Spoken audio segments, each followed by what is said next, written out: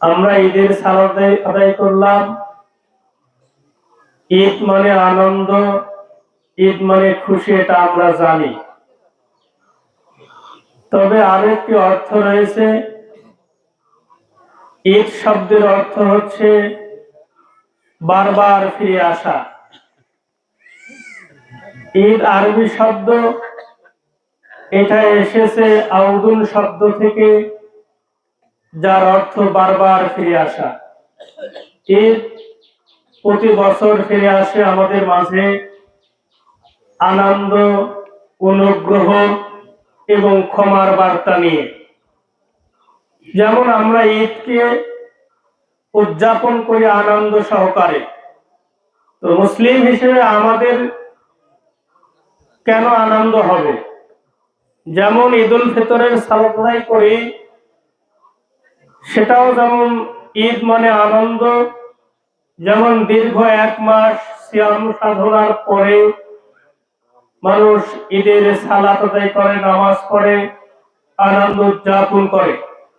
তার মানে দীর্ঘ 1 মাস সিয়াম পালনের মাধ্যমে আল্লাহ তাআলা মানুষকে ক্ষমা করে দেন, যার কারণে মানুষ মুসলিমরা ঈদুল ফিতরে আনন্দ উদযাপন করে।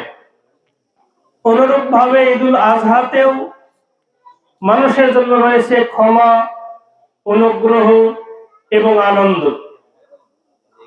যেমন আপনি সুন্দর পশু জবেহর মাধ্যমে আল্লাহ তাআলার নৈকট্য লাভ করবেন, আল্লাহ তাআলাকে খুশি করার চেষ্টা করবেন, এর মাধ্যমে আল্লাহ তাআলা আপনাকে ক্ষমা করে দিবেন, যার কারণে আপনি আনন্দিত হবেন, ঈদ উদযাপন করবেন।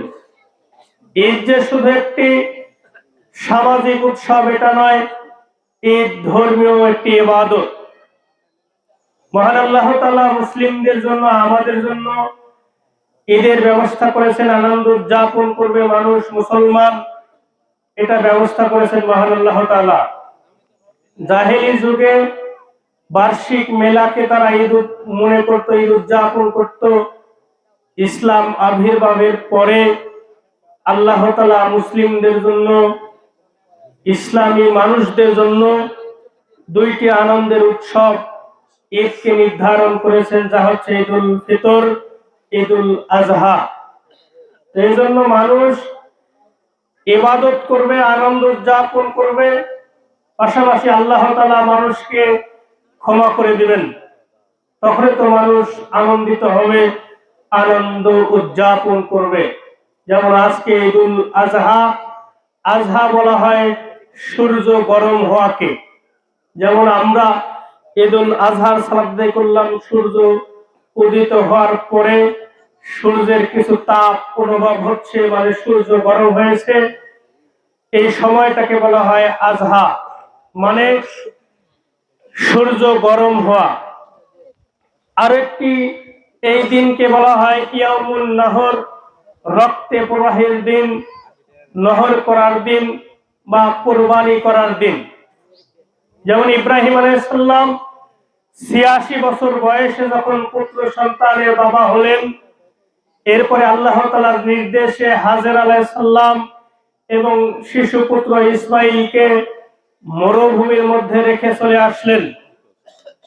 যখন নিরুপায় হয়ে হাজেরা পিছনে পিছনে ছুটছেন আর বলছেন, ইব্রাহিম, এই মরুভূমির মধ্যে আপনি আমাদেরকে রেখে কোথায় চলে যাচ্ছেন? সেখানে মানুষজন নেই তো নেই, পশু পাখিও নেই, এমন মরুভূমির মাঝখানে রেখে আপনি কোথায় চলে যাচ্ছেন? ইব্রাহিম আলাইহিস সালাম কোনো কথা বলছেন না। বারবার জিজ্ঞাসা করার পরেও যখন উত্তর পেলেন না, তখন হাজেরা বললেন, ইব্রাহিম, এটা কি আপনার রবের নির্দেশ? তখন ইব্রাহিম আলাইহিস সালাম মাথা নেড়ে হ্যাঁ সূচক শব্দ জানালেন যে হ্যাঁ, এটা আমার রবের নির্দেশ। তখন হাজেরা আলাইহিস সালাম বললেন, যেহেতু এটা আল্লাহ তাআলার নির্দেশ, নিশ্চয়ই আল্লাহ তাআলা আমাদেরকে ধ্বংস করবেন না। এরপরে দিন যায়, রাত্রি যায়, ইসমাইলের বয়স যখন 13 বছর, বাবার সাথে চলাফেরার বয়সে যখন উপনীত হলেন, তখন ইব্রাহিম আলাইহিস সালাম রাত্রে স্বপ্নে দেখলেন তার প্রিয় পুত্রকে জবেহ করছেন। তখন তিনি ভাবলেন, যেটা কি করা যায়? আল্লাহ তাআলা আমাকে স্বপ্নে দেখালেন তিনি চিন্তিত হয়ে গেলেন স্বপ্ন দেখার কারণে। এই জন্য জিলহজ মাসের 8 তারিখকে বলা হয় ইয়ামুল তারবিয়া, স্বপ্ন দেখানোর দিন। এরপরে দ্বিতীয় রাত্রে ইব্রাহিম আলাইহিস সালাম যখন দেখলেন আবার তার সন্তানকে কুরবানি করছেন, তখন তিনি নিশ্চিত হলেন যেটা তার রবের নির্দেশ। এই জন্য জিলহজ মাসের 9 তারিখকে বলা হয় ইয়াউমুল আরাফা, নিশ্চিত হওয়ার দিন। এরপরে আবার তৃতীয় রাত্রে ইব্রাহিম আলাইহিস সালাম স্বপ্নে দেখলেন তার সন্তানকে জবেহ করছেন।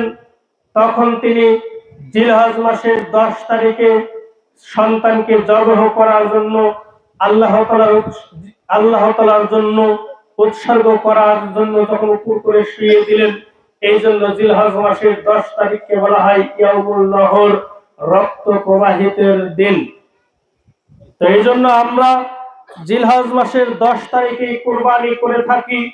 তবে আজকে যদি মানুষের পক্ষে, কিছু মুসলিমদের পক্ষে সম্ভব না হয়, পরবর্তী 3 দিন কুরবানি করতে পারবে।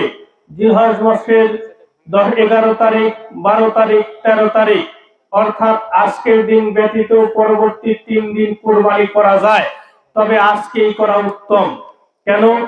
রাসূল সাল্লাল্লাহু আলাইহি সাল্লাম বলেছেন জিলহজ মাসের প্রথম 10 দিনের আমল আল্লাহ তাআলার নিকটে যত প্রিয়, যত পছন্দনীয়, যা অন্য কোন মাসে, অন্য কোন দিনে তত আমল আল্লাহ তাআলার নিকটে তত প্রিয় নয়। এই জন্য যেহেতু আমরা জিলহজ মাসের প্রথম দশকে অবস্থান করছি, এটাই ইব্রাহিম আলাইহিস সালামের সুন্নাত, আমাদের নবী মুহাম্মদ সাল্লাল্লাহু আলাইহি সাল্লামের দেখানো পদ্ধতি। এজন্য আজকে আমরা কুরবানি করার চেষ্টা করব ইনশাআল্লাহ, বা আমরা কুরবানি করব। এই কুরবানির মাধ্যমে আমরা কি লাভ করব? আমরা কুরবানির মাধ্যমে আল্লাহ তাআলার নৈকট্য এবং সন্তুষ্টি লাভ করব। এজন্য আমাদেরকে ইসলামের পদ্ধতি অনুযায়ী কুরবানি করতে হবে। নচেত আমরা যদি নিজের খেয়াল খুশি অনুযায়ী কুরবানি করি, তাহলে সেই কুরবানি আল্লাহ তাআলার দরবারে কবুল হবে না, বা আল্লাহ তাআলা সেটা গ্রহণ করবেন না। আল্লাহ তাআলা মানুষের অন্তরের তাকওয়া, পরহেজগারিতাই গ্রহণ করে থাকেন।